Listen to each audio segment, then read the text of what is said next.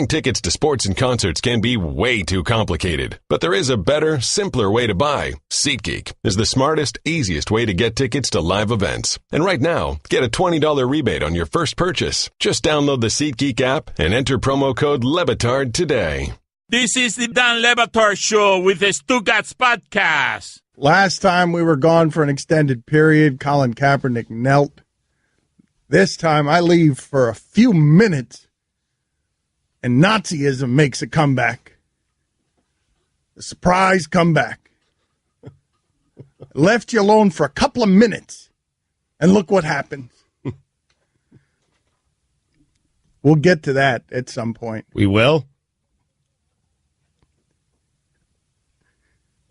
I love that on that one is where the president chooses nuance. Not Mexicans, not Muslims, no, that one. He says, okay, I think this needs to not be so absolute on that one. I find fascinating what's happening in late night television, man. I wonder if Jimmy Fallon's scared because he can't keep up. He can't do what Seth Meyers. Hell, Kimmel's out there. Kimmel is out there, and he's telling the president to quit. Like, and Fallon can't do that, and there are ratings in doing it, and Seth Meyers, of all people, can do it, but Fallon can't do it. Right, and Colbert obviously has been doing it and can do it and does it very, very well. But I wonder if Fallon's scared because he realizes, put it on the poll, Guillermo, is Jimmy Fallon scared?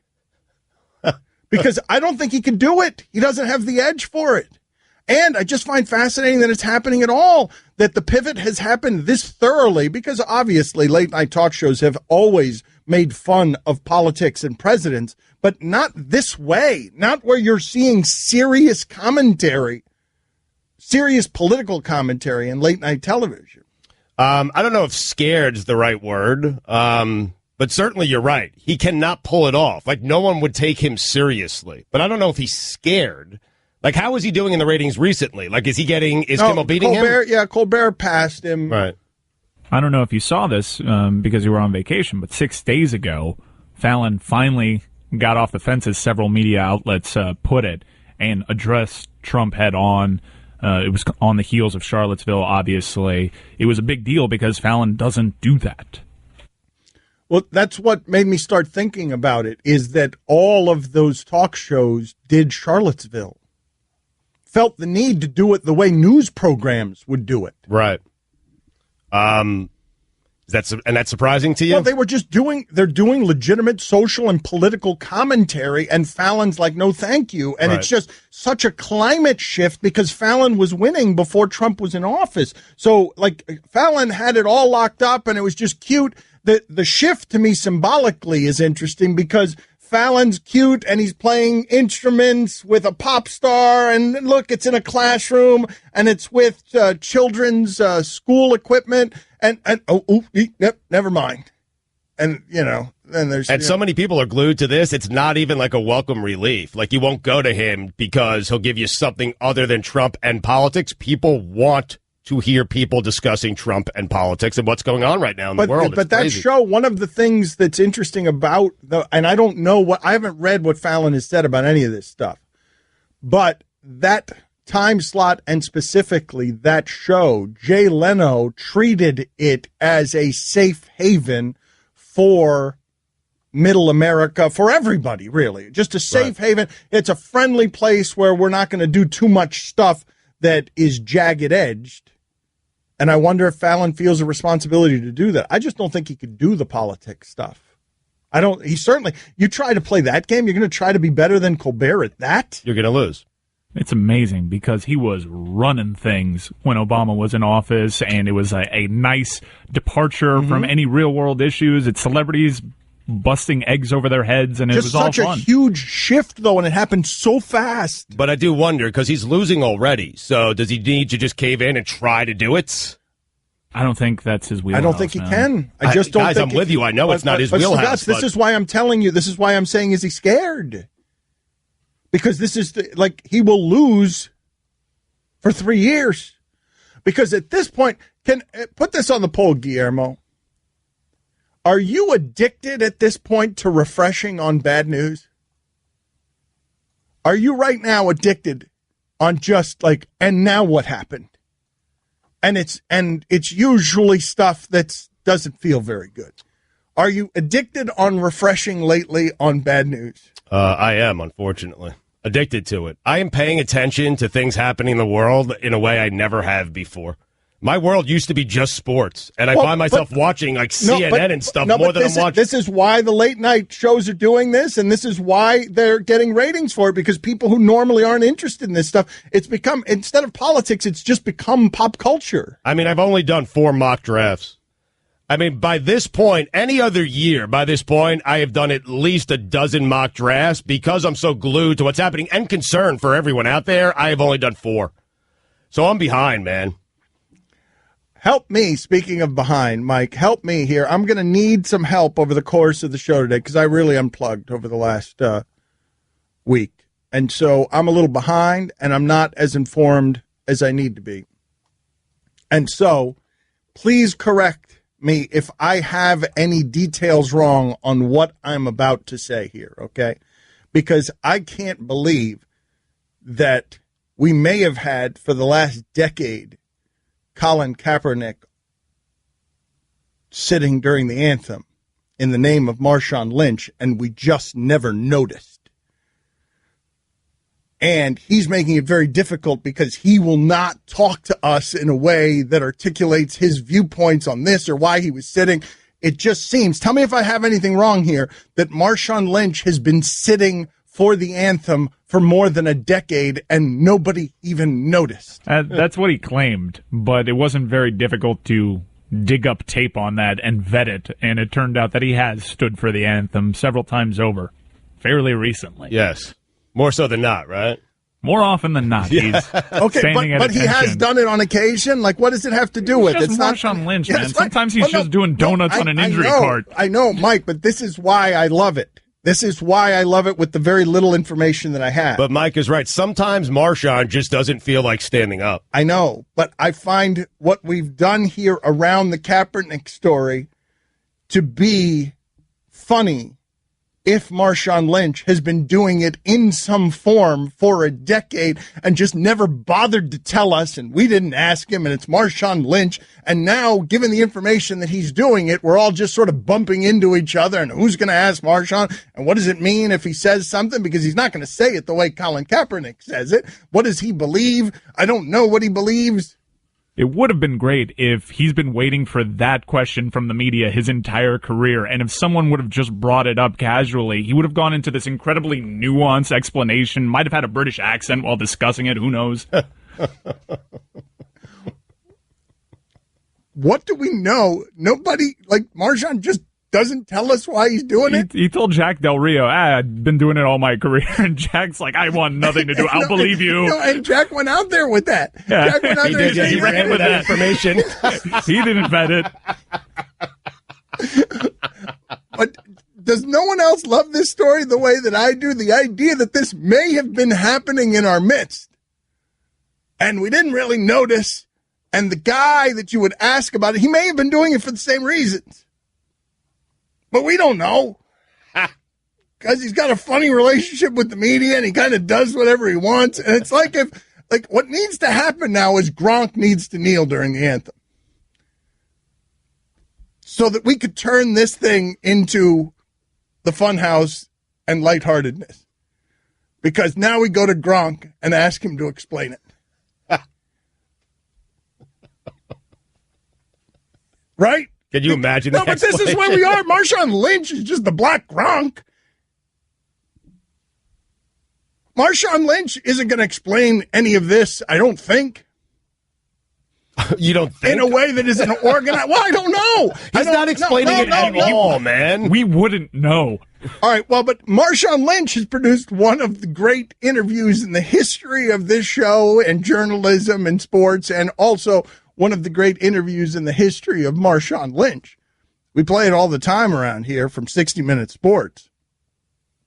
And Marshawn Lynch is very lovable somehow. This jagged, usually doesn't get to be this lovable, but this is part of why he's this lovable.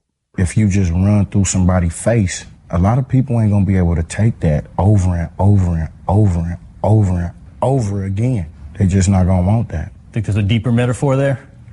Run through a face. How's that explanation going to go? From Marshawn Lynch. And he's doing big work. Marshawn Lynch is doing big work. Like, he'll go over to Haiti and do work with people that not a whole lot of people care about. I didn't give you a very good segue there. No, he's doing work with people who work. We need help. People who need help. Go ahead, Stugotz. ESPN Radio is presented by Progressive Insurance. Last year, over 3 million drivers switched to Progressive. Call or click today and find out if you could save. The Dan Le Batard Show is brought to you by Upside. Now save big on travel and get a big gift card every trip you buy. You'll love Upside.com. That's Upside.com. Here's your SportsCenter update. NFL Commissioner Roger Goodell is close to agreeing to a new 5-year extension that runs through 2024, as first reported by the Sports Business Journal and confirmed by ESPN. Goodell made $212.5 million in his first 10 years as commissioner. I laugh because that's a lot of money for a guy who didn't do a lot. Buffalo Bills wide receiver Anquan Bolden has retired after 14 seasons. I promise you, he put his body on the line and did not make nearly as much as Roger Goodell did over the last decade. When your big day or special event, some commentary there. I'm sorry. Okay. That wasn't Roy. Didn't write it out like that. I just that was what came across the ticker. Genuine outrage. Yes, I am outraged. I think I read that verbatim on the bottom line. Dan Le Batard. Michael Jordan never scored 70 in a game. No, but he scored 60-something in a legendary playoff game that they won. Stugotz. They lost. Did they really? They lost, yeah. Wow, breaking news. Yeah. Spoiler alert. This is the Dan Le Batard Show with the Stugotz on ESPN Radio. Gronk needs to kneel. Needs to kneel during the anthem, during a big social cause. Healthcare. Mad because not everybody can afford breast implants. Come on, Gronk. That'd be really interesting for several reasons. I mean, it's Gronk. It would be unexpected, to say the least. But just think about how that goes over with, say, his owner. Oh, please let this happen. Yes. We've got our Sueys to get to. If you're not familiar with what that is, it's our annual Oscars. We do it at the end of August every year. A bunch of categories, 12 of them. We're going to start in about 10 minutes with Best Fake. The best fake or impersonation that we've had on the show over the last year. How do you feel about them, Mike? How do you feel about the Sueys? You guys do a great job with them every year. They're some of our most popular work. It's basically just a nostalgia about the year, a year in review with some of the funnier things. How do you feel about it this year? We have so much fun putting these Sueys together because, as you said, it's a year in review, and it's the best of and worst of what we've done, and it's fun to just sit and marinate in some of these horribly awkward moments sometimes. So how much awkward is there? Like, there's some good awkwardness. We are debuting a brand new category this year, which I don't want to overpromise, but you're happy about it. I'm very happy about the new Suey category, Dan Mistake. Oh, wow. Best damn mistake. Can't get to it soon enough. Can we do it right now? It's not ready. We need some pickups. I want to do it right now. No, we're building up. I think every year I try to figure out what's our best picture going to be. Usually mispronunciations and dismissals are always very good on the Stugotz category, but I think this year, best picture might be best Dan mistake. All right. Yes. All right.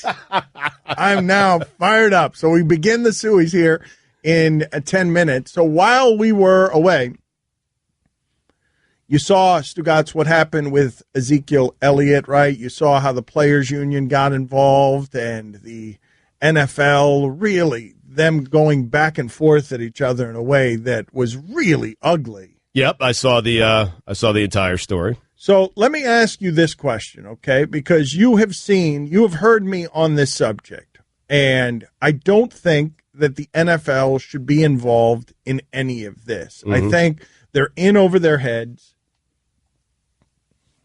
and this is very difficult stuff to handle, even if you're the law and the government and you're used to handling it, and football is ill-equipped to handle any of it. But they have determined in a way that they feel solid enough about that Roger Goodell reportedly just got or is about to get a 5-year extension, even though he botched his foray into this particular mess with the Ray Rice stuff so severely that a lot of people on this network, his corporate partner, were calling for his firing. He just got an extension. Yep. Or is about to. About to. $212 million. That's what he's made over the last 10 years. That's what he's made over the last 10 years. And now they're fighting to keep his salary private. They're going to keep his salary. I think the NFL office removed its tax-exempt status so that they could keep his salary now private. So he's going to sign an extension, and we probably won't even find out what it's worth. Right.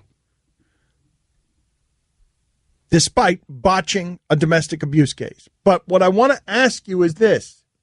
Even though I feel that way, even though I feel the NFL is particularly ill-equipped to handle this stuff, and you're still doing this heavy-handed stuff where Ezekiel Elliott is getting 6 games, and then the union's going to fight it because they're going to fight his power, and it'll get reduced to something else. So he is now incentivized to make these penalties even stiffer than he would because he knows they're going to get appealed down to something else. So now he's incentivized to make it even firmer. But if you're one of these people who's getting suspended, you're a terrible victim.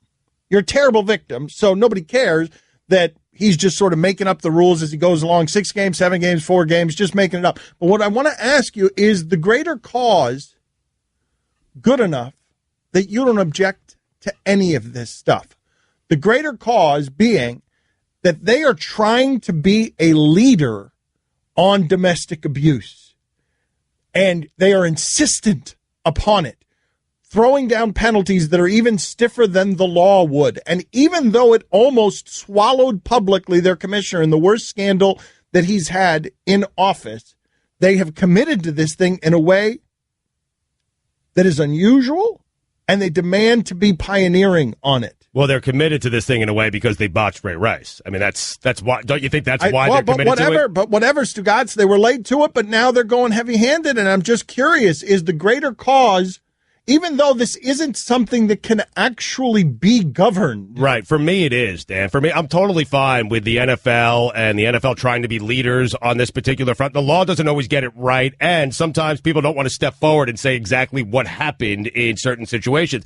The NFL, I mean, they did a 13-month investigation, and listen, there are a couple of owners they don't want to really harm, especially Roger Goodell. It's Jerry Jones and the Cowboys. They are good for Roger Goodell's business, and it's Bob Kraft and the Patriots. They are good for Roger Goodell's business, but I'm totally fine with it, Dan. Like, they did 13 months, a 13-month investigation, and their research came back, and they said, hey, something went on here, 6 games. I'm so uncomfortable with them being the jury on this before we've gotten to arrests and convictions. I mean, Dan, they're entitled to do it. It's a privately owned company. They're entitled to, they don't have to, Well, they are and they aren't, right, Stugotz? Because the union is now fighting it in a way that's saying, no, you're not entitled to do this, that this is outside of the collective bargaining agreement. This is why the union is fighting it, and then it keeps ending up in the laws, in arbitration. But I don't think you just wash your hands of it and say, hey, we're not going to do anything here. I'm okay with that. Well, you can't now, right? You can't now. But what I'm saying is you've got so much credibility problems here, Stugotz, so many credibility problems. Who do you believe here? Have you read some of the details on this story? The details on the woman are not flattering. The Ezekiel Elliott details are not flattering. And the league's investigation, I don't know if I trust that. Like, if I put those 3 in front of you, who do you trust most? NFL investigation, Ezekiel Elliott's side, woman's side. Like, what? I mean. And it's 6 games. And so now the police aren't, like, this isn't a police issue. No, I mean, Dan, this is crazy. I believe the NFL. I trust the NFL most in this equation. They are armed with the most information. I don't trust anybody. Part of their 6-game, because remember, this was instituted And then last year, they decided to go against that instituted rule with Josh Brown, which was kind of puzzling. But part of what goes into these investigations is how much cooperation you're getting from Ezekiel Elliott. And by certain accounts out there, he wasn't very cooperative. Mm-hmm. All right, we start the Sueys next. Dan Le Batard. Marriage at some point, I think for a lot of people, they get down to, and this is really a sad part about marriage, where you're just having sex one day a week. And that one day a week is Sunday. And so I love Sundays, but I hate everything I have to do leading up till Sunday, which is essentially agree with everything my wife says and does everything she asks me to do. And I'm only doing that for the Sundays. Because if I don't do it, there ain't no Sundays. And I can't live without my Sundays. Stugotz. I wonder if Abby hates Sundays. Oh, she despises them. This is the Dan Le Batard Show with the Stugotz on ESPN Radio. Sueys are our Oscars. We celebrate a year in review, and so we begin with the first category. We've got 12 of them, 3 every day, basically, this week. So the first one is Best Fake. Let's do it.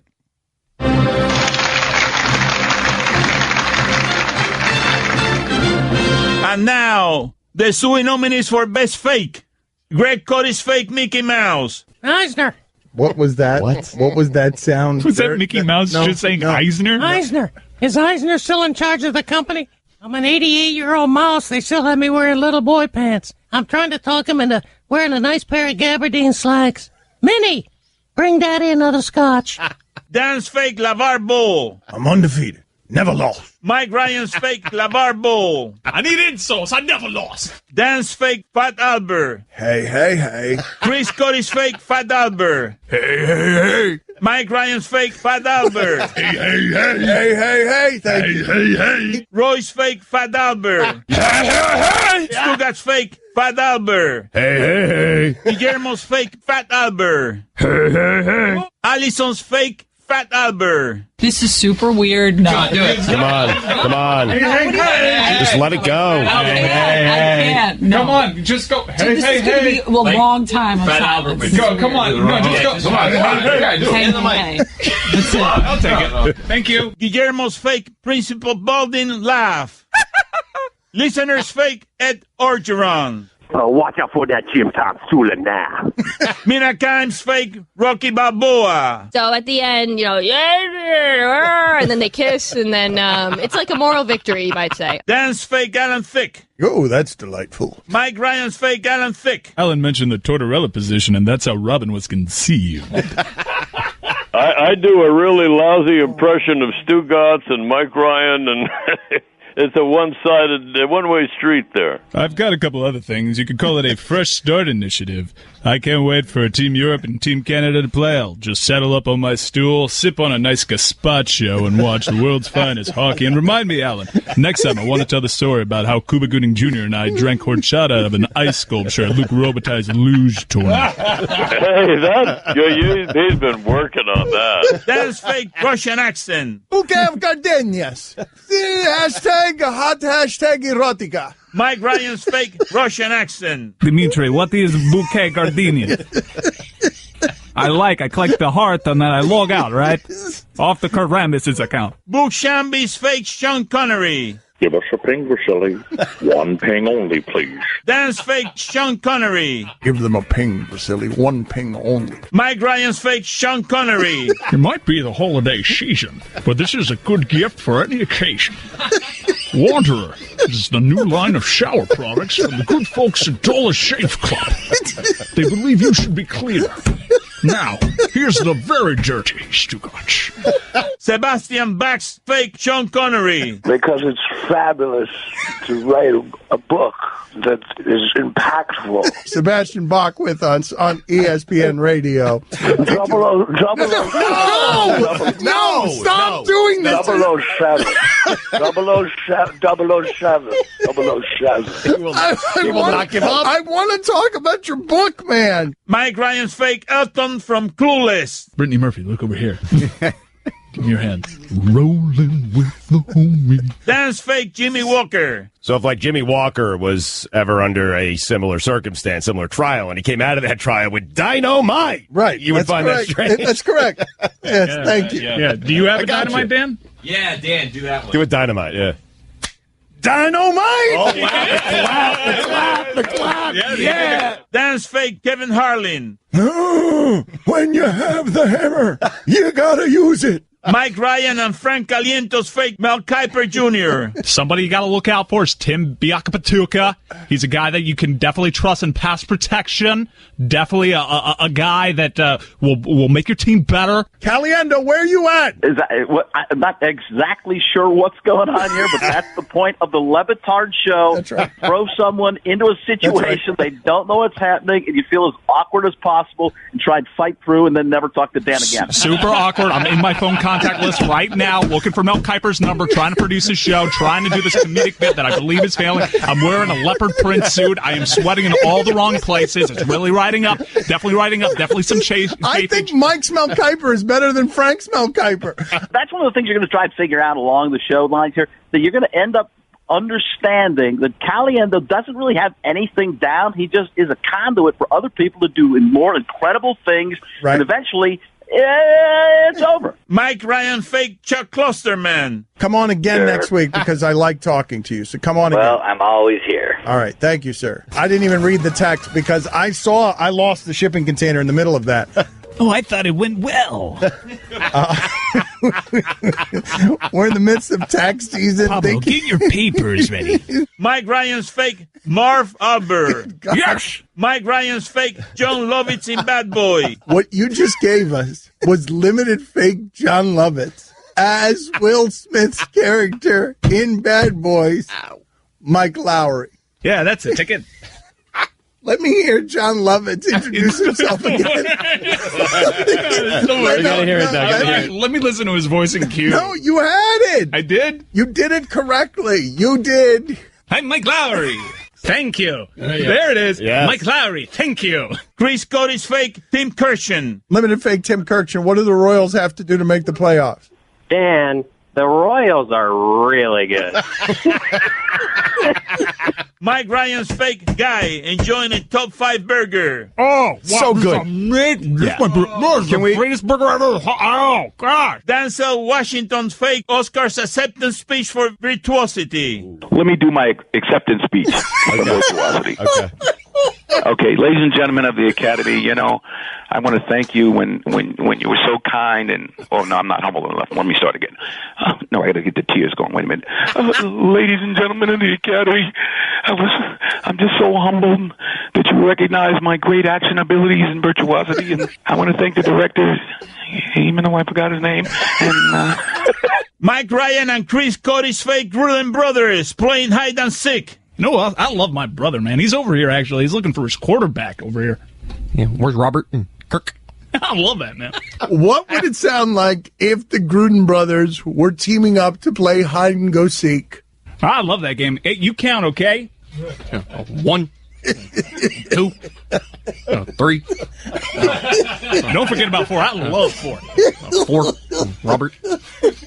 I'm out here playing with your quarterbacks, man. Ready or not, man. Here I come. Try to not look under the... Hey, I see you, man. Tag, man. Pappy's fake Cubs goat. Who's that? Who is that? That's the goat. The goat is out. Oh, the goat. Okay, I thought. All right, so the goat, the curse of the goat. Okay, thank you. Thank you. Excellent analysis.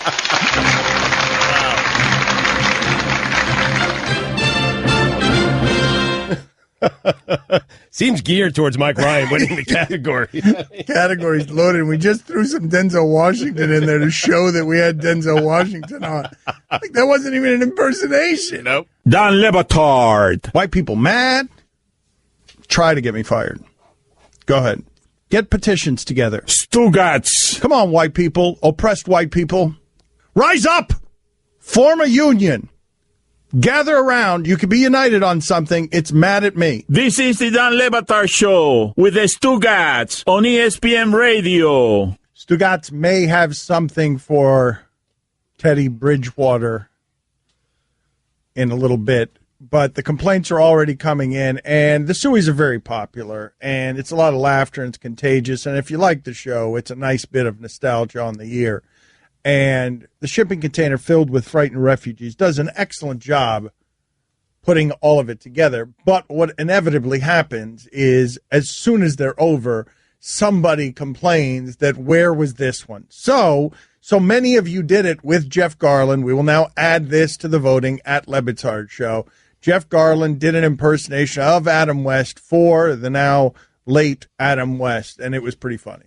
Here's Jeff Garlin doing the only impersonation he has, which is an Adam West. It appears to me that I'm on your show, Dan. So help me, if you interview the Riddler or the Penguin, I will get Chief O'Hara. That is so abysmally, negatively terrible.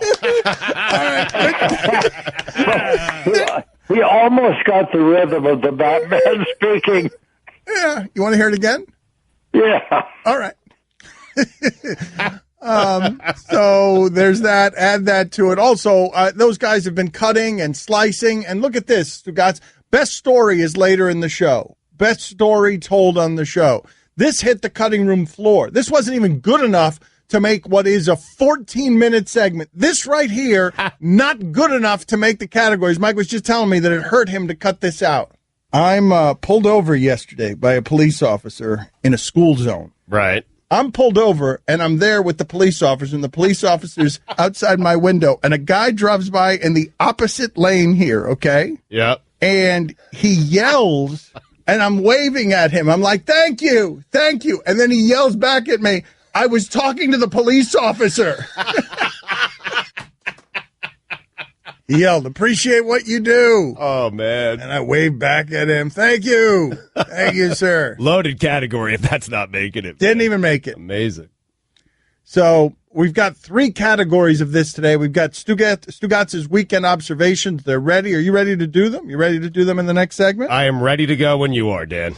All right. Well, this Teddy Bridgewater story, the big lead wrote it. Apparently, Teddy Bridgewater's girlfriend has put together a children's book. Yeah, I wonder where she got that idea. So we said that Teddy Bridgewater, the listeners, created this idea. We wanted to make a children's book. Teddy Bridgewater sounds like a children's book about a stuffed animal saving a town from a flood. Kevin Quackenbush, the Padres pitcher, sounds like a duck that comes out of the weeds at just the right time to help Teddy save the town. Peekaboo Street sounds like the name of a road that Teddy Bridgewater uses to look for dry land. Muffet McGraw sounds like the mayor who enlists Bridgewater's help, then pins the achievement ribbon on his chest in front of the townspeople after he saves the day. Mike Pouncey sounds like the Dalmatian puppy, fearless to a fault, who's first to smell trouble. Jim Bob Cooter and Chipper Jones are the beavers who build a dam to help stop the flood. Bubba Watson and Boo Weekly are 2 sheep friends skipping rocks on the river when the flood hits, requiring Teddy's help. Do we get royalties? These are our ideas. Our book is so much better than the book Teddy Bridgewater's people are putting out. Are you aware of how much better our book is? Can we sue Teddy Bridgewater? Daddy, where do babies come from? Honey? Mommy went to the store. Oh, well, you see, there's a mommy and a daddy, right? Right. And see, when they call Geico, they could save a bunch of money on car insurance. Oh, really? And that makes them happy? Yes, that makes them very happy. That's good. Yeah. Well, I'm glad we could have this talk, Sunshine. Geico, because saving 15% or more on car insurance is always a great answer. Buying tickets to sports and concerts can be way too complicated, but there is a better, simpler way to buy. SeatGeek is the smartest, easiest way to get tickets to live events. And right now, get a $20 rebate on your first purchase. Just download the SeatGeek app and enter promo code Le Batard today. Don Le Batard. Texter writes in, Stugotz looks homeless today. If I saw him walking down Ocean Drive, I would give him $5. Stugotz. Thank you. This is the Don Le Batard Show with the Stugotz on ESPN Radio. ESPN Radio is presented by Progressive Insurance. Guest on the Dan Le Batard Show appear via the Shell Pennzoil Performance Line. Here's your SportsCenter update. The possibility of impermissible contact between Los Angeles Lakers president of basketball operations Magic Johnson and 4-time All-Star Paul George is at the crux of an NBA probe into possible tampering, league sources told ESPN. The Pacers filed tampering charges with the NBA against the Lakers And the league issued a statement Sunday saying that a probe is underway. Minnesota Twins starter Bartolo Colon. He's a twin? Colon is a twin? He became the third active. Shut out the Brewers a couple of weeks ago. Did he really? Oh, the Brewers, team with the best offense in baseball. Third active major league pitcher to beat all 30 teams with a 12-5 win over the Arizona Diamondbacks on Sunday. And finally, a Texas man was wounded after he fired a gun at an armadillo in his yard, and the bullet ricocheted back to hit him in the face. I feel like that story was read 2 weeks ago. I feel like we already did that. Was there another story about a guy who shot and ricocheted and almost hit him in the face? It must have been in there finally when I was away. I'm sorry, fellas. The sad thing is I don't remember. Like, you're probably right, and I don't remember. I was going to say, were there two of those stories? For all the latest headlines and information, tune in to the Sports Center on ESPN Radio all throughout the day. The Teddy Bridgewater book that's actually being done is about a teddy bear who dreams big. Ours was about people in sports who had names that sounded like they belonged in this book. For example, Jenny Finch was the tiny bird that comes to sit on Teddy's shoulder to chirp advice in his ear once Pitsnoggle leads them on the wrong path. Pitsnoggle, I think, was a pig of some sort. Kevin Pitsnoggle, the former West Virginia basketball player. Colt McCoy was the horse that Teddy rode in on as he raced through the town to warn the townspeople of the impending flood. He also flew over the town and the water searching for animals in peril on a toucan named Coco Crisp. You're right. Our book is so much better, man. Yep. I mean, you're going to steal our idea. You should at least consult us. And we do deserve royalties. I mean, at least the article I read about it gave us the credit for planting the seed for the book. How about Tree Rollins, the friendly, wise old tree near the river who directs Teddy Bridgewater to logs he can use to build a bridge, logs of the dead bodies of his friends? Lynn Swan, the elegant, sophisticated, matriarchal character who dispenses wisdom to inhabitants on the town lake. It's a good book, man. What happened to that idea? We don't finish anything around here. They stole it. No, we didn't do anything with it. They did. I know when Charlie was here, he tried to go up the ladder with it, and it just ended up fizzling out. It got blocked. Another suit. Oh, Charlie didn't go up the ladder. Another suit getting in the way of real creativity. And he made a single phone call.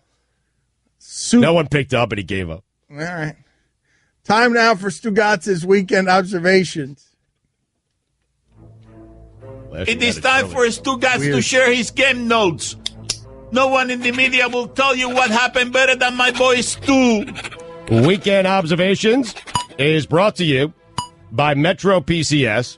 Get 2 free, awesome LG K20 Plus smartphones with 32 gigs of memory when you switch 2 lines to Metro PCS.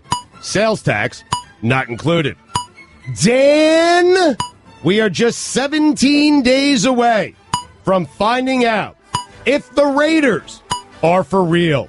The JetBlue experience. Flights that are rarely on time and TVs that rarely work. JetBlue. More like JetDo. Do. Malcolm Jenkins. Wait, give him the loser game show sound. Why? What happened? Come on. What happened there? Oh, that's an upset. Malcolm Jenkins. Chris Long. An all-time sports photo. Powerful image. That moved people to say, Chris Long is an Eagle? You know what Jamal Adams is? A load. You know what he lays? The wood. Mitchell Trubisky has that look. Mitchell, Montana ski.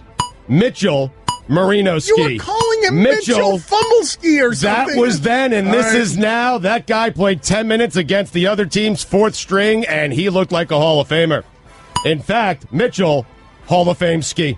Ricky Fowler, looks can only get you so far. Golfers who wear their sunglasses on the back of their hat. You're annoying, and it doesn't look good. Ricky Fowler, for crying out loud, do it in a major.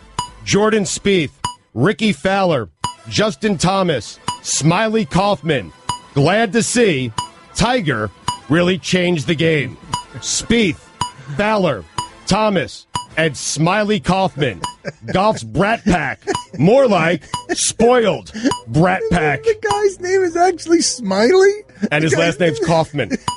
Yep. Smiley Kaufman. You didn't know that? I didn't know that. I didn't know there was a Smiley Kaufman. Dan, want to know what rock bottom looks like?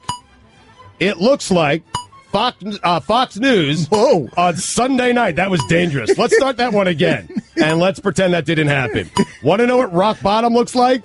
It looks like Fox News on Sunday night bringing on an old, washed-up comedian to weigh in on Charlottesville.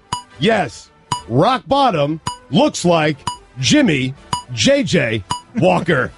Ted Ginn's a saint? Matt Ryan, profiting off a Super Bowl loss in a Gatorade commercial. Matt, the Stugotz is strong in you. Matty Ice, things I've stopped caring about in sports. Kirk Cousins and his contract. Florida State, Alabama, for all the marbles. Danny Woodhead is a Raven? Congratulations to Zeke Elliott. He's on my all-hell team. Zeke Elliott. Speaking of hell, one hell of a night for Tiger Woods. Painkillers, sleeping pills, and marijuana. The breakfast of champions. The better question is, what didn't Tiger have in his system? The only things that weren't in Tiger's system were heart, desire, and the ability to drive a golf ball 250 yards. Jared went golf against the Raiders. L.A. Rams, sleeper team. Mike Tolbert's a Bill? 2 weeks and counting until Darren McFadden pulls a hamstring. The 49ers quarterbacks are Brian Hoyer and C.J. Beathard. That's all I have on that. Love that LeBron James. What happened? What do you have the Jacksonville quarterbacks? Yeah. All right. We'll get to them in a second. Don't worry about it. Love that LeBron called Trump the so-called president. Some guts from the so-called best player to ever live. John Lynch said players taking a knee for the national anthem is divisive. You know what else is, John? Getting a general manager job with no experience because you were white and went to Stanford. John, you grew up in Hinsdale, Illinois, where the median income is over $150,000 a year. Wow. And you went to Stanford. Of all the opinion you can give, the one I care about least is your opinion on black players who didn't grow up in Hinsdale, Illinois, taking a knee for the national anthem. Giancarlo Stanton, underpaid. Jeremy Maclin, he's a Raven? Oh, wow, he is? He is. He is All right, indeed. Put that on that poll, Guillermo. Did you know Macklin was a Raven? Kevin Durant, not going to the White House. Works for me and my personal record book, because in that book, you were never going to the White House. Anyway, when asked on Twitter, when are you coming to the Knicks, Kevin Durant responded never. Why would he do that? That's the hard path. And we all know Kevin Durant only takes the easy path. Alshon Jeffrey is an Eagle. D'Angelo Russell said the Nets definitely could put something together. D'Angelo, they could, but they won't. Chris Sims said boosters at Texas would give him $100 handshakes. Imagine how much money those boosters were giving to the good players. David, not worth the price. Wait a second. Chad Henne is still in the NFL? Wait a second. Chad Henne is still in the NFL and Colin Kaepernick is not? The best we could do for Colin Kaepernick is Serpico. Joakim Noah said he doesn't blame Phil Jackson for the Knicks' woes last season. Why would you blame him? He was the only one dumb enough to pay you $72 million. Guy at the resort in Cancun who worked out at 9:50 p.m. on a Saturday night. Go to hell. Wow. And when you get there, work out with Art Briles and Zeke Elliott. Wow. Dan, all right. Those are the weekend observations. Chris Sims, $100 handshakes? What does he need $100 handshakes for? His father was a millionaire. They gave it to him, man. I don't know. Do you think people will be surprised when Marcus Dupree talks about being offered an oil well? I got a story for you. All right. I know a player who was given by a Saudi prince booster a suitcase full of watches. And he didn't know what the watches were worth, so he just started giving them out to friends because he had a suitcase of them. Right. And each of the watches was worth tens of thousands of dollars. Wow. Like, do you think people understand what's actually happening? I mean, Chris Sims is talking about from, whatever it was, 10 years ago. Do you think people understand what's actually happening out there? I think at this point they probably should. I'm wondering if once that guy realized what those watches were worth, if he went back and asked for them. Like, hey, I need those back now. Because that's what I would do. I come up with some excuse and say, hey, that watch I gave you, I need it back now. I wonder if he did that. You think he did? I mean, I don't know. Would you? No. I mean, why not? You would do that? Would you give the watches? Would you go looking for the watches back after you'd made the mistake? I mean, tens of thousands of dollars? Mm-hmm. Yeah, I'd be like, listen, listen, these were gifted to me, and they're supposed to be for me and my family, and I mistakenly gave you one that was meant for someone in my family, and I need it back. Like, Mom's mad at me. I'd come up with something. I'd tug at the heartstrings, and I'd get those watches back. Yeah, I believe you. Yeah. You should. Oh, you didn't know? Your art's better. Go, somebody. You think people are still naive with this stuff? Like, you don't think they think this is going on? I just don't think. Especially in Texas? No, but I just don't think that you know the amounts that are involved. When you're talking about Marcus Dupree being offered an oil well 30 years ago, like when inflation gets around to that kind of player, today, what do you think the money amounts are? Don Le Batard. Game day bucket, go boom! Stugotz. I do like that idea, Goldie.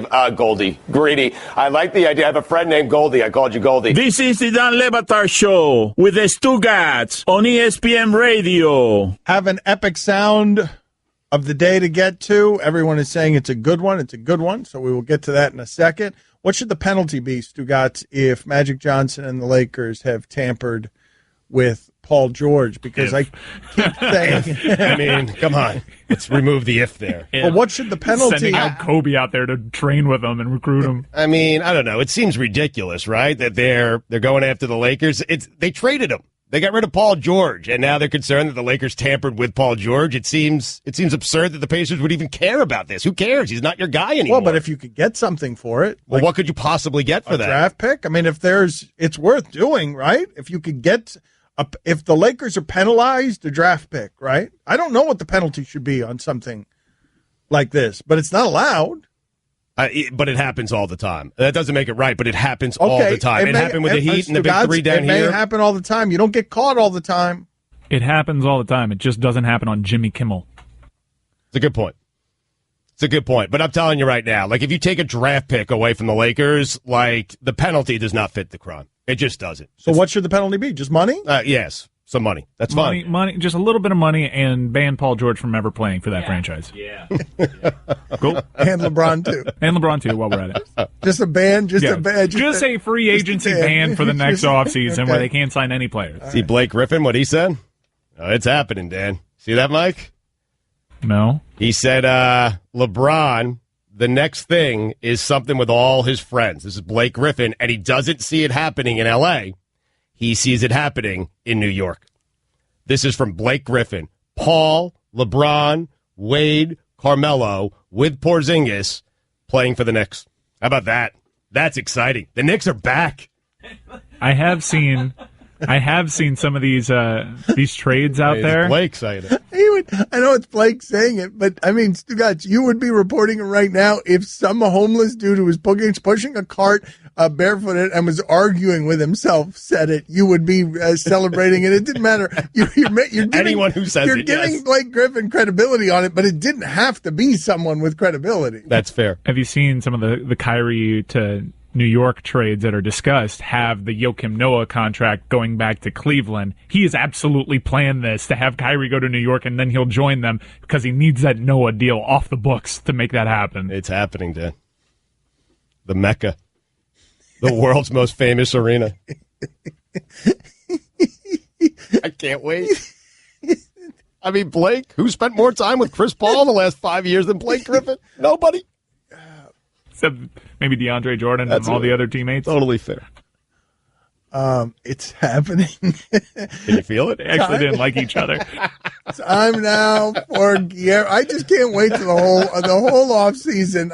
Can we just fast forward? Just fast forward to 2018's off season. Give Golden State the Larry O'Brien Yes, just trophy. go ahead. Let's move Would on you to be next okay year. with that? Put that on the poll, Guillermo, at Levitard Show.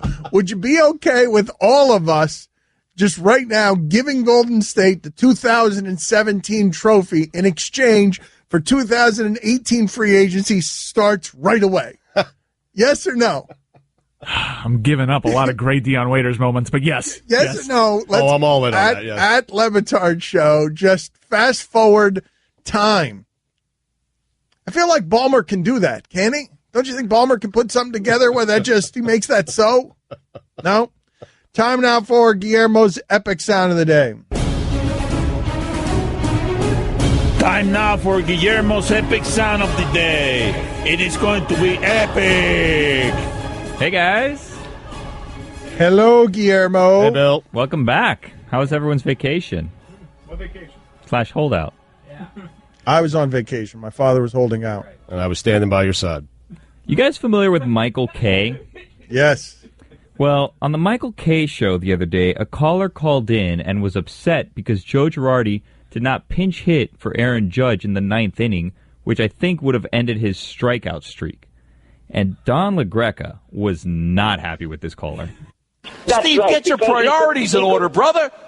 If he had a decent, kind heart, he would. Brother, come on, take a look at the news. Watch the news for 5 minutes, Steve, and then tell me that your life is awful. You're a clown, Steve. I'm tired of the clown show. Tired of it. You've got a playoff team. You got a team that's won 3 in a row, and you're miserable because you love being miserable because that's what you're about. You're a clown, Steve. I'm tired of it. I'm tired of you wasting our time on the air with your clown shoe garbage. Tired of it. Michael might want to entertain it. I'm tired with it. Lose the number, Steve. Tired of it. I'm a Met fan who has to watch a team that was supposed to go to the World Series be 12 games under 500, and you've got a playoff team that's beaten my team 3 in a row, and you're complaining about a guy being pinched hit for or not being pinched for in the 9th inning? Get a life. Watch CNN.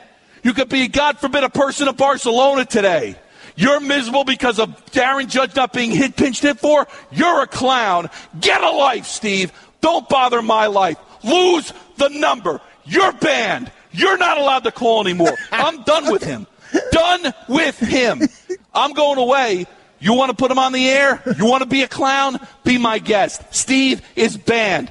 Life is too short, too important to waste time on this filthy human piece of garbage. If Steve's on, I'm leaving. If I ever see him on hold, I'm walking off.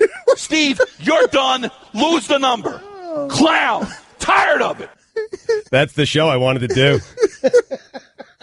What a strange hill to die on.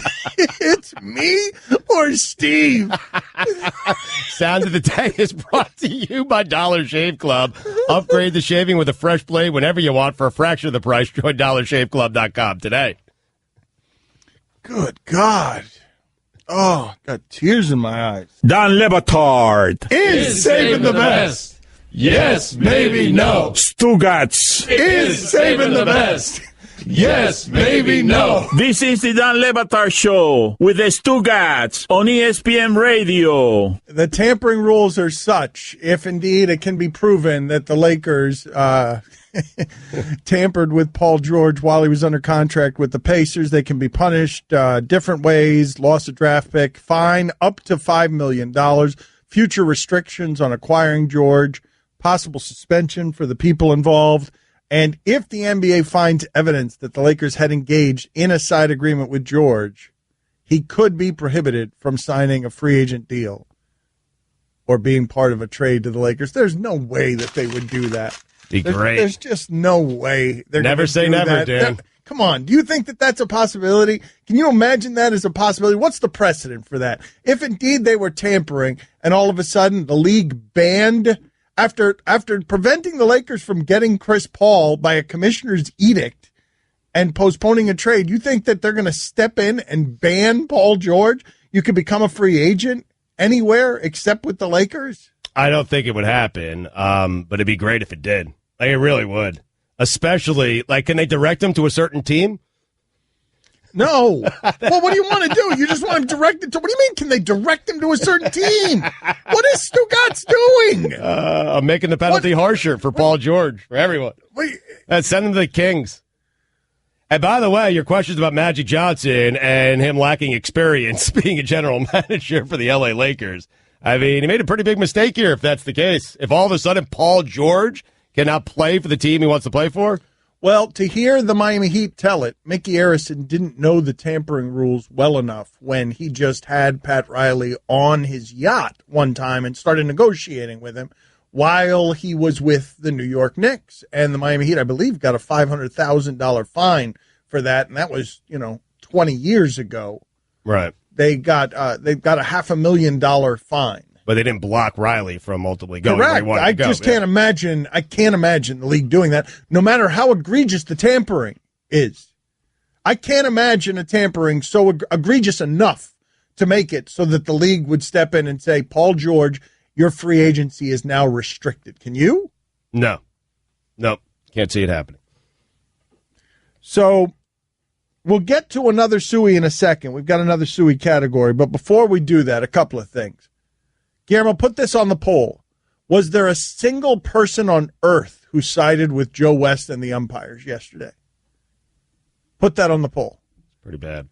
A single person on earth. Yes or no? Joe West wore a white band in this time of protest to complain about people being mean to umpires. And I just can't imagine that anyone thought that was anything other than ridiculous. I think Greg Cody was down for it. I think Greg Cody was on board. Well, here's the thing. The reason I know nobody's for it is because I normally side with anybody who's in pain or being abused. And I'm like, You yawned. I'm like, come on, ump. They wanted him suspended. Come on, Cowboy Joe. Knock it off. Ausmus said he was fined. His manager said he was fined more money than anyone's ever been fined for something like that. They don't know the amount. It's not going to be made public, but that's what he said, that he's been fined plenty for what he said about the umpire. They want him suspended for games. Give me a break. And that's why people don't like umpires. The umpire's trying to make it all about themselves. I mean, that ump the other day who threw out Beltray for moving the on-deck circle when Beltray is going for 3,000 hits. One of the few numbers that still means anything in that sport, because you had that whole time when guys were having hypodermic needles in their eyelids and hitting 70 home runs in a season.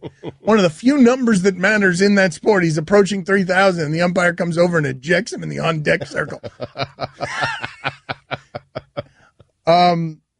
Another thing we've got going on is Stugotz is mad at Mike Greenberg. Oh, it's enough already. Dan, I'm serious here. I mean, there's a couple of things going on here.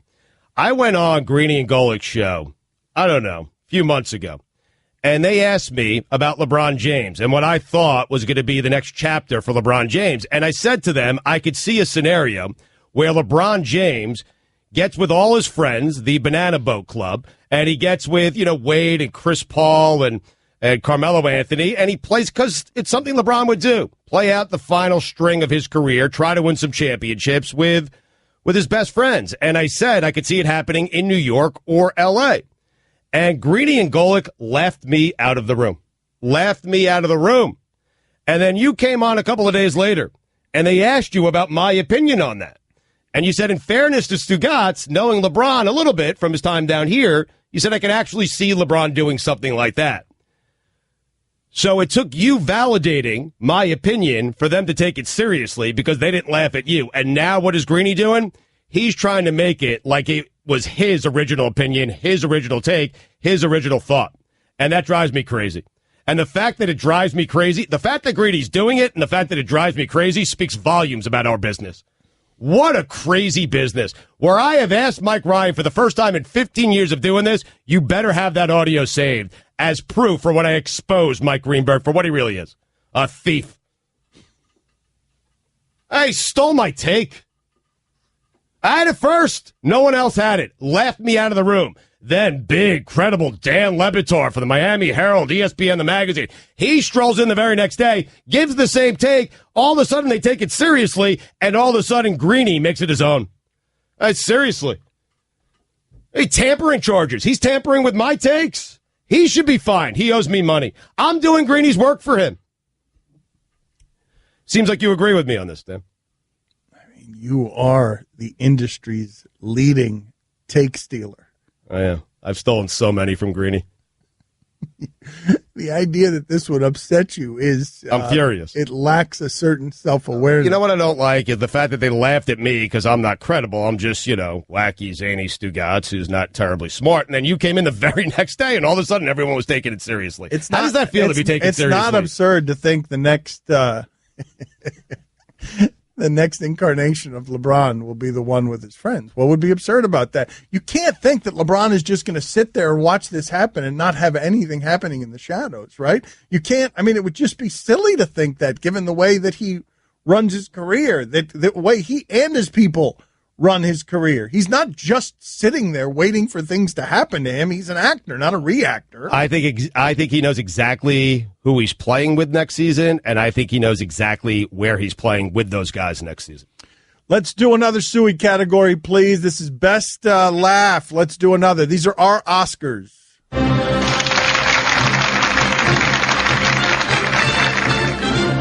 And now, the Suey nominees for Best Laugh. Adam Schefter, Denzel Washington, Adam West, Ed Hockley, Eric Stonestreet, Ric Flair, Dana White, the guy who was so mad that the Chargers were leaving San Diego that he bought a carton of X, drove down to their headquarters, and proceeded to throw them at the front door. Big Boy, Antonio Davis, Bill Burr, Kyle Schwarber, poop physicist Louis Bloomfield, Vince Scully, Billy Crystal, Mike Tyson, John Daly, Jeff Garlin, Brian Cranston, Drake's dad, Deion Sanders, Jeff Bridges, Isaiah Thomas, Action Park COO Jason Bays, Kenny G, PK Subban, Stephen A. Smith, Kevin Miller,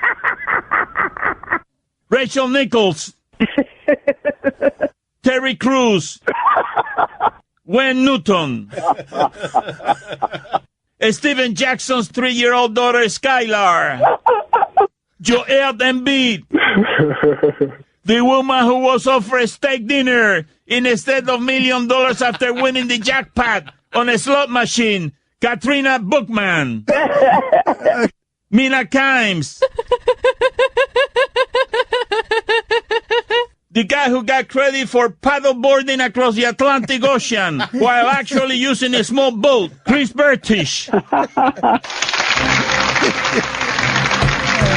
At Le Batard Show, that's where you can vote, at Le Batard Show. Mina's going to win that, right? Yeah, I think so. Dan Le Batard. They've been around since 1896. Oh, get out your wallet. That's why I was getting the money ready. Stugotz. I don't think Stugotz should be fined for that. Great, money back in the pocket. This is the Dan Le Batard Show with the Stugotz on ESPN Radio. Mike Ryan, once again, the audience has spoken, and all they notice about these things that you take a long time to put together is what's missing. Really, it is sort of a life lesson. There's a life lesson in this somewhere, the key to happiness in terms of managing your expectations. The life lesson is notice what you have, not what you don't.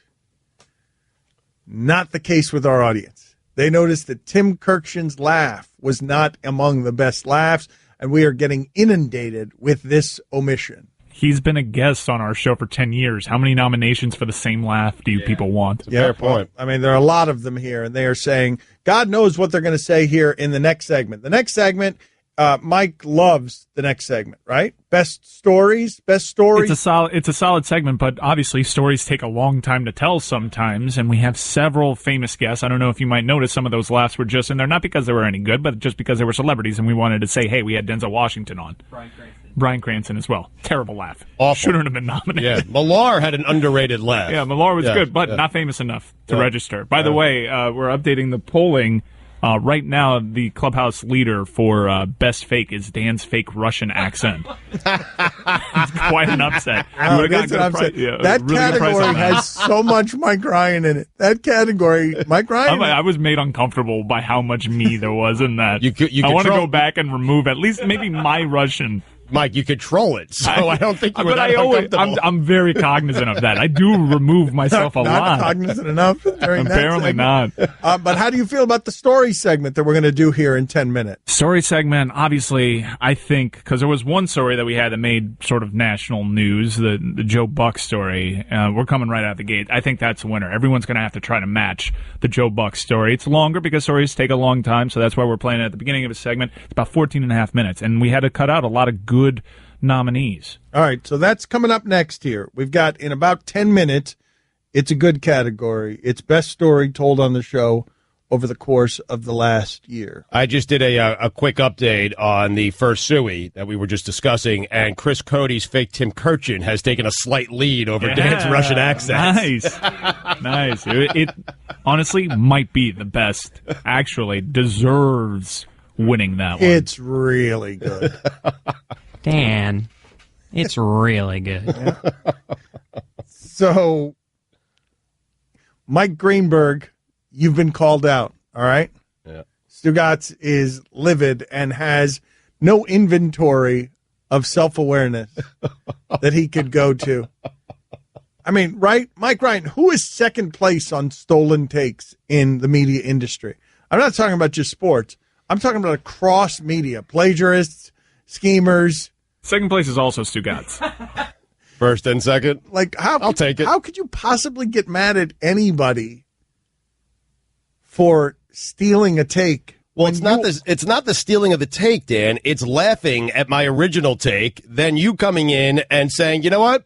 Not a bad thought, not a bad take, and then all of a sudden that take is being taken seriously, and now Greeny's running with it like it's his. That hurts. The sound is going to play so well if you are right, because I remember watching that Mike and Mike appearance, and I was offended on Stugotz's behalf by how they were belittling him and dismissing his opinion. Thank you, Mike. Do you guys remember a play from Anquan Bolden's career other than his face exploding? Nope. I remember his sideline arguments. I mean, he's a Hall of Famer. He's a Hall of Famer who's comported himself as a pillar of professionalism. But that position, you wait a really long time. Like, you might not get in. I mean, T.O.'s waiting. Chris Carter waited forever. But you're right. He deserves to be in the Hall of Fame. But you play for 14 years, and you have a hard time remembering a play that the guy... And he made a lot of plays. It's weird. Okay, Kevin, for the grand prize of $1 million, what color is the White House? I know this. 5 seconds. Oh, switching to Geico could save you a bunch of money on car insurance? Okay. Judges? That's true, Kevin. They'll allow it. Congratulations. You're a winner. Woo! Geico, because saving 15% or more on car insurance is always a great answer.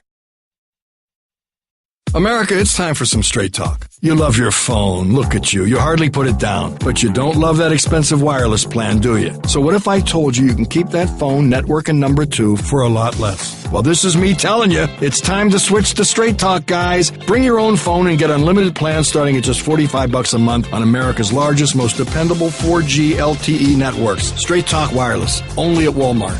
Savings may vary. Please refer always to the latest terms and conditions of service at straighttalk.com. Don Le Batard. Chris, what was the funniest thing from the sports weekend? I got Tyron Taylor Tyron Smith, I'm sorry. They were talking back here, so they were making me a little nervous. Don't make excuses. Tyron Smith holding a football in his hands. It looked so small. Stugotz. Wow, you limped in with that effort, Chris. I got rattled right before I went on air, and I'm just going to turn my mic off All right. This is the Dan Le Batard Show with the Stugotz on ESPN Radio. ESPN Radio is presented by Progressive Insurance. Guest on the Dan Le Batard Show appear via the Shell Pennzoil Performance Line. Here's your SportsCenter update. Yankees right fielder Aaron Judge struck out in the 8th inning Sunday night against the Boston Red Sox, extending his major league record to 37 consecutive games with a strikeout. Judge has 167 strikeouts this season, the third most in a single season in Yankees history, and the second most in the majors this season. Major League Baseball umpires have ended their protest of what they called abusive player behavior after Commissioner Rob Manfred offered to meet with their union's governing board. I didn't say that right. Governing. Thank you. Most umpires wore white wristbands during Saturday's game against the Tigers. Second baseman Ian Kinsler was fined, but not suspended for his recent verbal tirade against ump Angel Hernandez. I love that verbal tirade. Did you hear the details on that verbal tirade? Yes, it was great. And are you kidding me with Angel Hernandez and the umpires? But I did love the verbal tirade from Ian Kinsler. I mean, kind of suggested the guy's rigging games, though. I don't know. I mean, he didn't quite say that. I didn't read that. Oh, it's in there somewhere, man. Read between the lines. Rigging games? I'll get the exact quote for you. Hold on. And finally, NBA Live 18 will feature first take arguments as part of career mode. My God. You want to be doing that, right? So badly. For all the latest headlines and information, tune to the SportsCenter on ESPN Radio all throughout the day. Kinsler was asked if he was surprised how quickly he was ejected, and his response was, "No, I'm surprised at how bad of an umpire he is." That's a great response. Guillermo, put it on the poll. Is Anquan Boldin a Hall of Famer? Because many people are objecting there. Put it on the poll. And here it is. At Le Batard Show is where you vote. This is the nominations. These are all the nominations for best story told over the last year.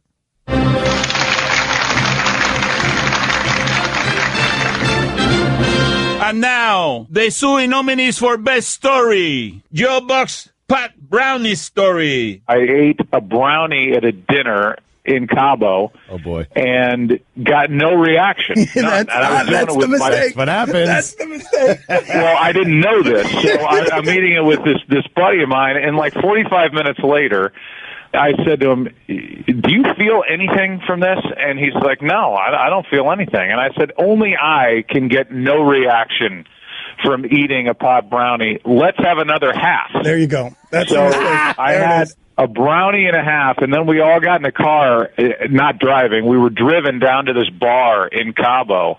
I'm trying to text somebody, and then the letters start like flying off my phone into my face. And I'm like, this is not going to be good. We show up, and then I sit down, and I can't feel my legs. And I talked to the guy that drove us down there. I said, "I need to leave right now." He was drinking a Coca-Cola, and I said, I need to drink that, and I got to get out of here right now. And so he helps me to my feet.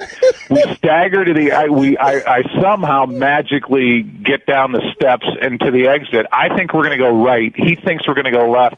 He pulls me left as I go right. I pass out. I pass out onto the ground. Go under a rope with my head hanging off into the marina. I damn near died. I had a dream while I was down there. I popped up, and I went from completely out of it to completely sober, worrying that within the next 4 minutes it was going to pop up on Deadspin that I just went down at a bar in Cabo.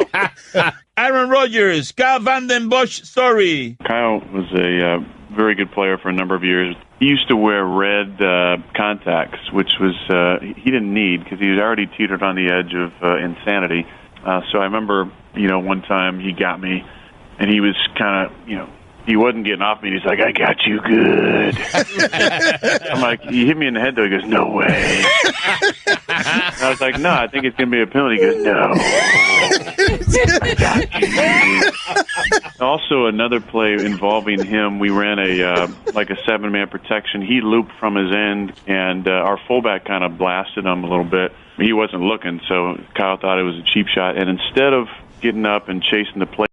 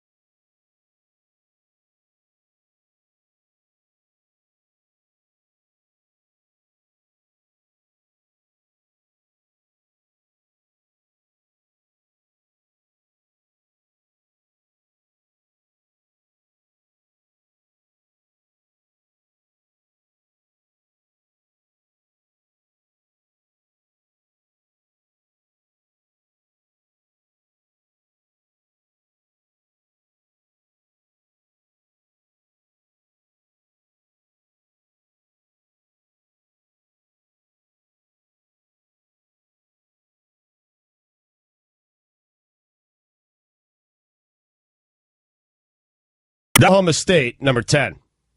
Mike Gundy and them boys. Is it still Mike Gundy? Yeah. All right. Yeah, he's a man. He's 50 now. He is. He's 50, man. Number 9, Wisconsin. Somehow they'll lose 2 games, and Barry Alvarez will come out of retirement, and he'll coach the bowl game and get all sorts of bonuses. Because that's what he does. Who's their coach? It'll be Barry Alvarez. It will be Barry Alvarez. Number 8, Washington. Is that Ty Willingham? No, not anymore. Oh, it's Chris Peterson. Yep. Hey, how about that? Number 7, Oklahoma. Are you going to do this? Is it Bob Stoops? Not anymore. He retired? Yeah. Wow, who got the job? I'm not sure, but they brought their quarterback back. Will you keep it moving? Penn State, James Franklin and them boys. He's got an extension. Oh, yeah. Dan's boy Dabo, number 5, Clemson. USC at number 4. Good quarterback. What's his name? Darnold. Yeah, he's good. Number 3, Florida State. Yeah. French guy quarterback. This is where it gets interesting. I liked the Sports Illustrated cover on the USC quarterback. So cool. So Cal. Yeah. I liked it. Just all right. I could have done better. Okay. Urban Meyer and them boys coming at number 2. Do I need to tell you who's number 1? No. It goes without saying. Goes without saying. And that's why that game, Alabama-Florida State, which is the biggest opening weekend game in the history of college football, it's a must-win for both teams. It's for all the marbles. And finally, Bill Murray was seen visibly sobbing at the Groundhog Day Broadway show. Murray took several selfies with audience members and attended the show with his brother and screenwriter Danny Rubin, who co-wrote Groundhog Day with the late Harold Ramis. For all the latest headlines and information, tune in the Sports Center on ESPN Radio all throughout the day. Their relationship was complicated, Bill Murray's and Harold Ramis. It's been widely chronicled, but they did some resolving on Ramis's deathbed, but it was in a pretty poisoned place. So I wonder how much of that had to do with Bill Murray sobbing, because they repaired their relationship at the end, but it was complicated for a while there. Is Anquan Boldin a Hall of Famer? Because we said it matter-of-factly, and then the listeners started objecting. Anquan Boldin, done after 14 years in football, retires from the Buffalo Bills. He was hurt by playing next to Larry Fitzgerald for so many years. Not just his stats, which are impressive. If you look at the all-time receiving leaders, he's up there. Certainly took a lot of targets away, but also attention. He wasn't this big, bold personality, too. At that position, he was a quiet guy. Well, he averaged 68 yards a game for his career, and generally that doesn't get you in the Hall of Fame in the passing age. Michael Irvin, I'm guessing, is probably in the Hall of Fame with, I'm guessing, similar numbers here. Yeah, but his longevity sort of hurts him here because he played in the league at such an advanced age where he was still making contributions. Hell, he was making contributions to the Lions last year. If he retired a few years earlier, his receiving yards per game would have been... He had 1,000-yard seasons in San Francisco a couple of years ago. I mean, Dan, he has over 1,000 receptions for his career. He has nearly 14,000 yards. I think both of those put him in those respective categories in the top 12, I think, in NFL history. Super Bowl champion, 3-time Pro Bowl, Walter Payton NFL Man of the Year. I mean, he should be a Hall of Famer. I don't think he's going to get in, but he should be a Hall of Famer because he's going to have to wait too long. There are too many guys, too many wide receivers who are waiting. Well, it's not only that a lot of wide receivers are waiting, it's wide receivers with better numbers, and usually 3-time Pro Bowler isn't enough. Right. 3-time Pro Bowlers, you were somebody who had a lot of longevity, but weren't considered the best even in your conference very often. Crazy. He was the fastest. He was. Wow, this is surprising to me. He was the fastest to record 300 career receptions. Well, he's a possession receiver, though. Like, he's not somebody that, even though the longs in his career are, in the 70s, he's not somebody you think of on giant plays like that. If he would have played this season, he would have easily passed Chris Carter for 5th on the all-time list. But is Wes Welker a Hall of Famer? I think so, yes. Even though he's not scoring touchdowns, he was such an important part of. But how many possession receivers are there in the? Let me ask this question another way: how many possession receivers are there in the NFL in the Hall of Fame? Because I think it's really hard to get in to the Hall of Fame as a possession guy instead of a game breaker. Well, Chris Carter was a possession guy. and he just made the Hall of Fame. Well, was he a possession guy because he was next to Randy Moss, so we viewed him differently? First of all, he played plenty before Randy Moss, and he caught a lot of touchdown passes. Was he a game breaker, though? I mean, he caught touchdown passes. He caught Michael Irvin had about 60-plus touchdowns in his career. Anquan Boldin had 82. That means in 14 seasons, Anquan Boldin was giving you 6 touchdowns a season. Hurt by Larry. I know. I think he's a Hall of Famer. What an incredible career for that guy. Great career. I mean, if you hear some of the backstory on him, all right, so he comes out, he's Mr. Florida, I think 2 years, basketball and football, wins, and where he comes from, I don't know if a lot of people know this, from Belle Glade. Belle Glade is, I think, if I'm not mistaken, in the United States, per capita, the AIDS disaster of the United States, the HIV virus. And it's an impoverished community.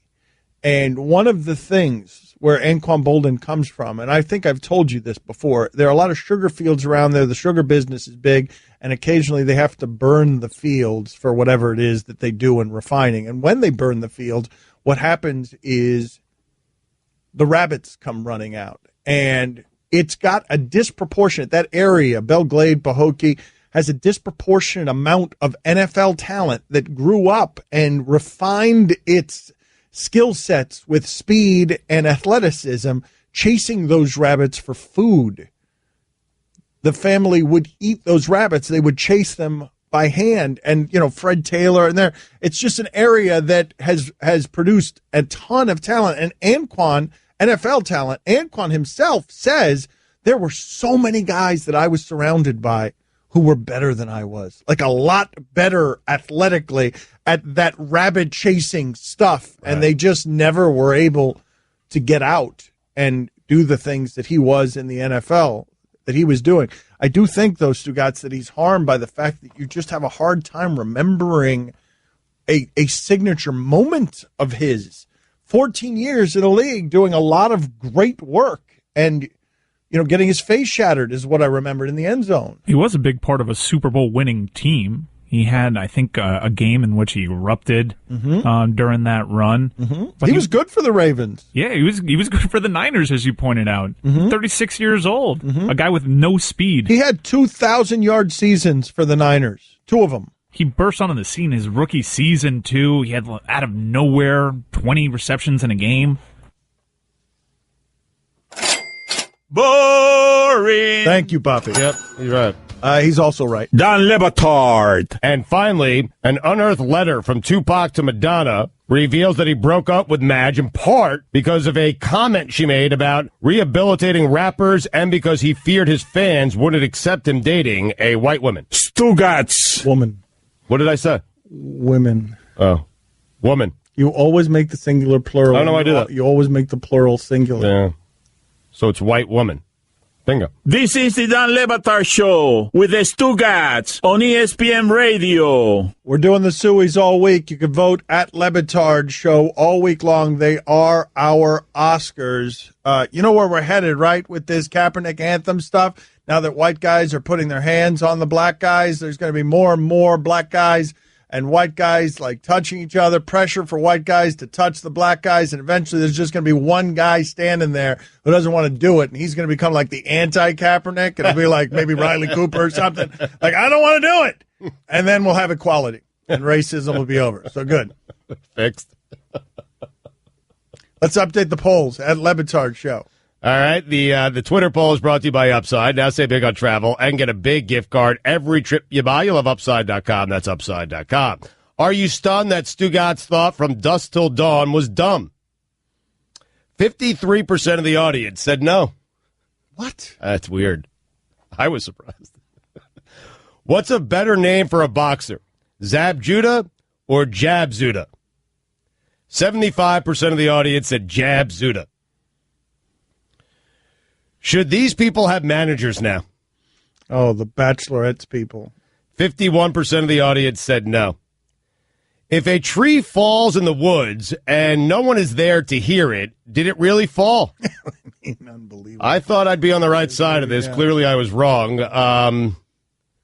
74% of the audience All right. disagrees with me. Yeah. Is Jimmy Fallon scared? 73% of the audience said yes. I mean, all the late night guys are doing politics, and he's sitting it out. Are you addicted to refreshing bad news? I am. I'm totally with you on this. 51% of the audience said no, though. Did you know that Jeremy Macklin is a Raven? 63% of the audience said no. Was there a single person on planet Earth who sided with Joe West and the umpires yesterday? 82% of the audience said no. Is Anquan Bolden a Hall of Famer? Sporty Very question there. sporty question from the sports poll that usually makes fun of sports polls. And guys, I can't believe it. No. This has never happened Do not before. tell me. It's never happened before. You stop. Are you about to tell me? That's what I'm telling you. No. I'm going to tell you. No. I'm going to tell you. What is it? 50-50. No! The same amount of people voted yes? That is shocking. As voted no? That is correct, yes. That's yes. never happened. It's Refresh. never. I'm going to refresh. refuse. Let me refresh right now. Hold on. Double check that. Hold on. I mean, it's the eclipse. No doubt. Gotta be the eclipse. Never happened. Still 50-50. So Riley Cooper would just be standing there, and he wouldn't touch any of his teammates. Okay, Kevin, for the grand prize of $1 million. What color is the White House? I know this. 5 seconds. Oh, switching to Geico could save you a bunch of money on car insurance? Okay. Judges? That's true, Kevin. They'll allow it. Congratulations.